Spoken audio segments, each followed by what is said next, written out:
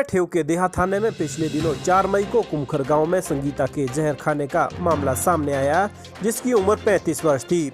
जहर खाने के बाद अस्पताल ले जाते हुए महिला ने दम तोड़ दिया। संगीता अपने ससुराल में रह रही थी।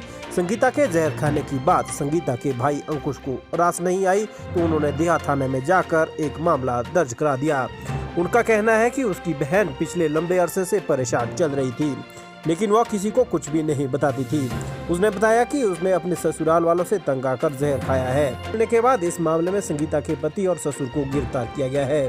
डीएसपी ठेव कुलवंत सिंह ने मामले की पुष्टि करते हुए कहा कि दोनों को गिरफ्तार कर अदालत में पेश किया गया है। इस मामले में अभी तक पुलिस की ओर से संगीता की सास को गिरफ्तार नहीं किया गया है। आज संगीता के भाइयों ने जिला के एसपी ओमापति जम्वाल से मुलाकात कर इस मामले को जल्द से सुलझाने और सास को गिरफ्तार करने की मांग की है। मेरा नाम मनोहर गडेर जी, क्या मामला था? ये मामला हमारे को लगता है मर्डर हुआ है। वो हमारी कज़न सिस्टर थी और बहुत ही शरीफ, जिसको कहा जा सकता है, संस्कारी लड़की थी। उसके साथ 4 तारीख को वो पहले तो छोटे भाई को फ़ोन करती है। फ़ोन पे बताती है कि भाई मैंने मम्मी से कोई ज़रूरी बात करनी है। जी। तो पूछते हैं कि भाई कहाँ है मम्मी? बोलते हैं वो यहाँ है नहीं है, थोड़ी देर बाद बात करना। तो बोलते हैं मम्मी से मैंने कोई ज़रूरी बात करनी है, तो क्या बोलते हैं आप बात करवा दो। बोलते हैं मैं थोड़ी देर बाद फ़ोन करती हूँ। तो उसके बाद फ़ोन आता है कि भाई उसका जीजा जी का फ़ोन आता है कि भाई क्या बात हुई। तो बोलते हैं जो नॉर्मल भाई बहन की बात होती है वो बात हुई। फ़ोन कट जाता है। उसके बाद फ़ोन आता है करीब 10:30 के आसपास। बोलते हैं भाई तेरी बहन ने जहर खाया है, ऊपर आ जा। तो ऊपर आ जा बोलते हैं, हॉस्पिटल ले जाओ, ऊपर थोड़ी नहीं आना है। फ़ोन कट जाता है। फिर उसके बाद जो है हॉस्पिटल लेके आते हैं, वो करीब 1 और 1:30 बजे के बीच में शिमला ले जाते हैं। पोस्टमार्टम होता है। फिर उसके बाद 5 तारीख को जो क्रिमिनेशन जो होता है वो उनके घर में हुआ है। तो आपने पुलिस ने भी तो ये मामला हत्या का दर्ज कर लिया है। इसमें 2 लोग जो हैं गिरफ्तार भी किए हैं। जी। तो क्या लगता है आपको? 2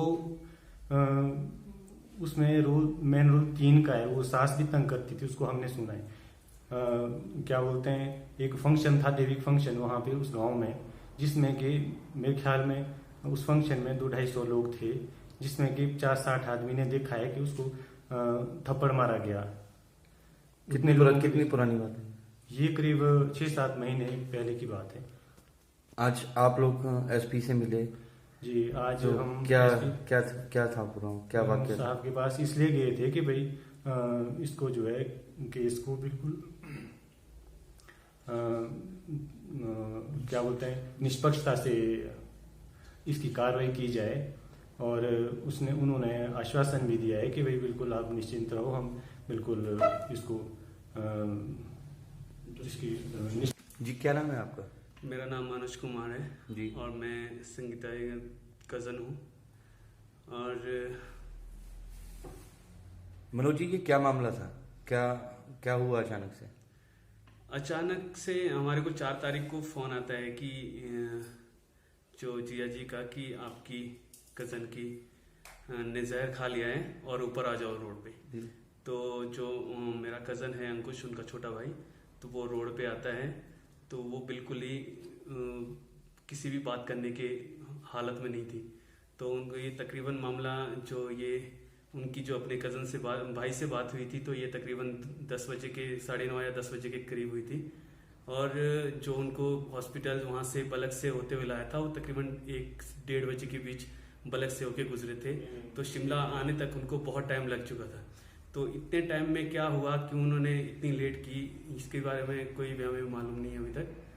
और जहाँ तक ये मामला लगता है, तकरीबन पूरा का पूरा जो सीधा है, ये मर्डर और हत्या का मामला है, जिसमें कि इसमें पहले भी इसके बारे में जो कि इतनी पूरी जानकारी नहीं थी हमें, जो इतना लगता नहीं था कि इसके बारे में ऐसा मर्डर होगा या हमारी बहन के साथ ऐसा होगा।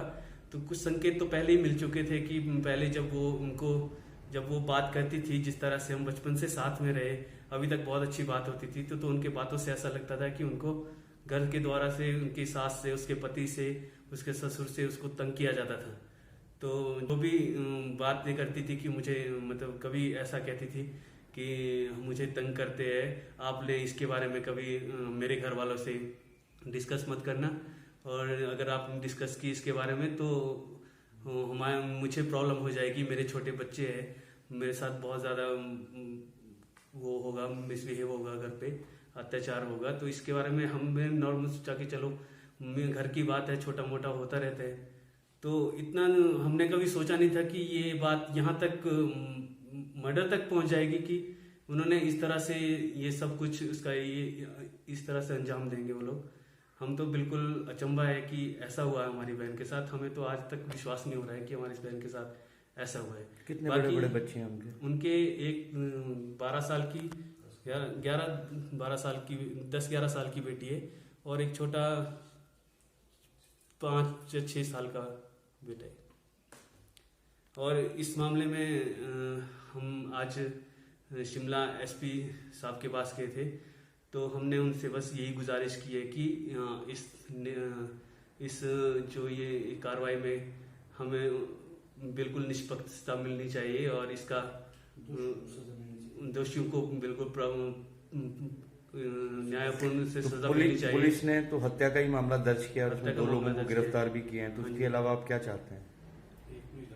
बस एक महिला, जो उन्होंने 2 दोषियों को अभी अपने कस्टडी में लिया है, और एक महिला है जो उनकी सास है, वो अभी उनके कस्टडी से बाहर है, जो कि उनको अभी कस्टडी में नहीं लिया गया है।